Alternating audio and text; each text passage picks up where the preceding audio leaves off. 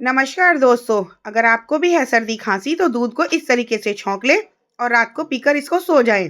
तो देखिए, इसमें मैंने कढ़ाई में छौंक रही हूँ और इसमें घी लिया है। घी में हमने 2 चम्मच बेसन लिया है। अब इसमें आधा छोटी चम्मच हमने सौंठ पाउडर, आधा छोटी चम्मच सफ़ेद मिर्च का पाउडर लिया है। कुछ ड्राई फ्रूट मैंने बारीक काट लिए हैं, उनको डालकर इसमें दूध डालकर छौंक दिया है। दूध में उबाल आने के बाद में मैंने शक्कर ली है। आप इसमें चीनी भी डाल सकते हैं। मीठा अपने स्वाद अनुसार डालें। अब इसे हमने एक जग में कर लिया है। जग में इसको उछाल-उछाल कर 5 मिनट के लिए अलट-पलट कर लेंगे, फिर इसको सर्व करेंगे और गरमा-गरम पी कर सो जाएँगे।